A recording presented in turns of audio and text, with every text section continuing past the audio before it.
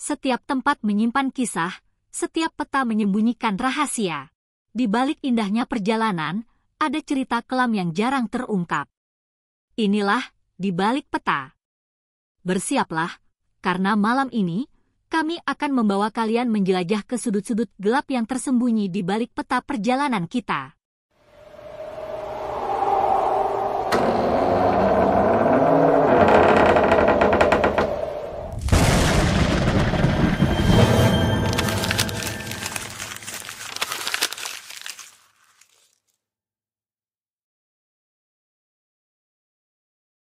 Setiap desa memiliki kisah mistisnya sendiri, begitu pula dengan desa tempat Bu Sumi tinggal.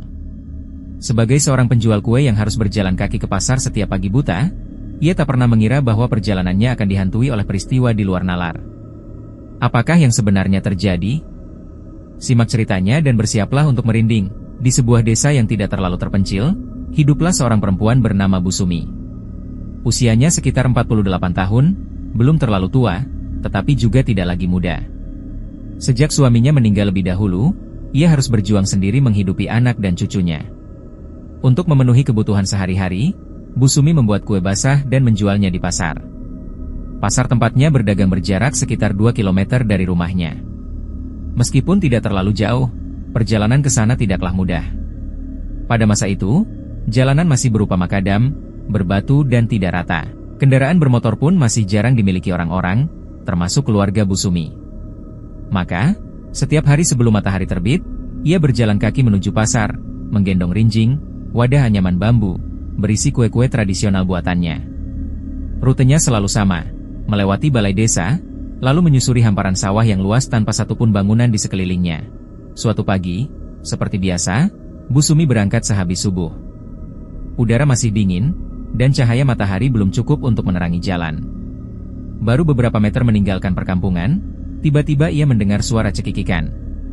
Sumber suara itu berasal dari gerombolan pohon pisang di pinggir jalan. Ia menghentikan langkah sejenak, menajamkan pandangan ke arah suara itu. Gelap. Tidak ada siapapun di sana. Hanya bayangan batang-batang pisang yang bergoyang pelan. Jantungnya berdegup lebih kencang, tapi ia berusaha menenangkan diri. Mungkin hanya suara angin, batinnya. Tanpa ingin berlama-lama, ia mempercepat langkah, melewati tempat itu dengan perasaan tak nyaman. Kejadian seperti itu bukan hal asing bagi Bu Sumi. Bukan hanya di tempat itu, tapi juga di sebuah jembatan yang dikenal angker oleh warga sekitar. Jembatan Kalong, begitu orang-orang menyebutnya. Jembatan itu berada di perempatan jalan, diapit oleh sawah yang membentang luas. Di tepinya tumbuh pohon-pohon bambu yang rimbun, menciptakan suasana yang dingin dan penuh misteri. Suatu pagi, ketika ia melewati jembatan itu, seorang perempuan tiba-tiba muncul di hadapannya. Bu Sumi terkejut. Perempuan itu mengenakan pakaian serba putih dan memiliki wajah yang sangat cantik. Senyumnya lembut, tapi ada sesuatu yang terasa ganjil dalam tatapannya.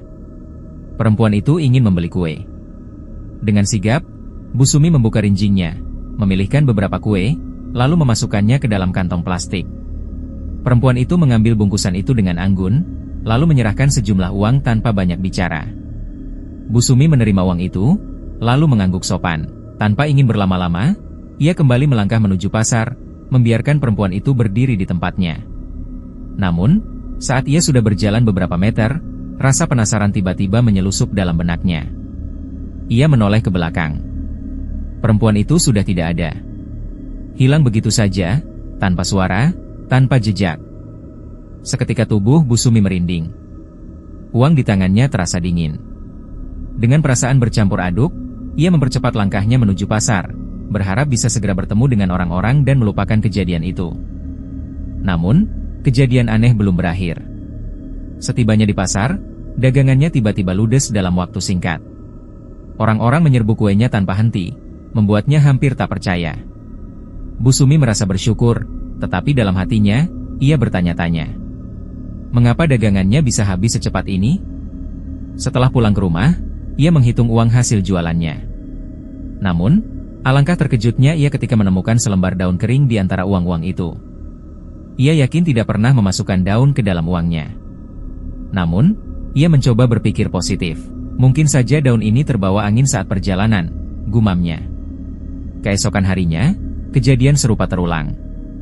Perempuan misterius itu kembali menghentikannya di tempat yang sama, membeli kue yang sama, dan memberikan uang. Namun, di tengah perjalanan, Bu Sumi mulai berpikir ulang. Siapa sebenarnya perempuan itu? Kenapa selalu ada di tempat yang sama saat fajar? Bukankah di sini tak ada rumah atau bangunan? Jantungnya berdegup lebih cepat. Dengan tangan gemetar, ia mengecek uang yang baru diterimanya. Uang itu berubah menjadi daun kering. Bu Sumi terpaku. Rasa dingin menjalar di tubuhnya. Namun, ia mencoba meyakinkan dirinya bahwa mungkin ini hanya salah lihat. Ia menyimpan daun itu di dalam rinjing dan melanjutkan perjalanan ke pasar. Seperti kemarin, dagangannya kembali ludes dalam waktu yang sangat cepat. Dan ketika ia mengecek kembali daun yang ia simpan, daun itu menghilang tanpa jejak. Hari demi hari berlalu. Kadang Bu Sumi bertemu dengan sosok perempuan itu, kadang tidak. Dan anehnya, jika perempuan itu muncul, dagangannya pasti habis dalam sekejap. Namun, jika ia tidak bertemu perempuan itu, dagangannya kembali laku seperti biasa, tidak secepat sebelumnya. Lama-kelamaan, Bu Sumi mulai terbiasa. Ia tidak lagi merasa takut, meskipun kengerian tetap ada. Ia tetap melayani perempuan misterius itu dengan ikhlas, menganggapnya sebagai sesama makhluk Tuhan.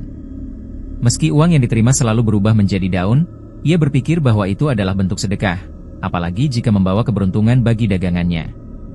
Namun, yang paling membuatnya merinding adalah daun-daun itu. Setiap kali ia mencoba menyimpannya dengan hati-hati, daun-daun itu selalu menghilang secara misterius. Bu Sumi tetap berjualan seperti biasa, karena ia adalah tulang punggung keluarga. Anak-anak dan cucunya masih kecil, dan hanya ia yang bisa bekerja. Meski kejadian-kejadian aneh sering menimpanya, ia tetap melanjutkan hidupnya. Tak peduli seberapa besar ketakutan yang menghantuinya, ia tahu bahwa kewajiban untuk mencari nafkah jauh lebih besar daripada rasa takutnya sendiri. Hingga kini, misteri itu tetap menjadi tanda tanya yang tak terjawab. Dan siapa tahu, mungkin ada orang lain yang juga pernah mengalami hal serupa di tempat-tempat yang sunyi dan penuh rahasia. Apakah Anda pernah mengalami kejadian mistis seperti Bu Sumi? Jika iya, berhati-hatilah saat berjalan di tempat sepi. Bisa jadi, Anda bukan satu-satunya yang ada di sana. Jangan lupa untuk like, share, dan subscribe jika kalian suka dengan cerita-cerita seperti ini. Tinggalkan komentar di bawah, tempat mana lagi yang ingin kalian tahu kisah mistisnya. Sampai jumpa di video berikutnya, tetap berhati-hati dan jaga diri kalian.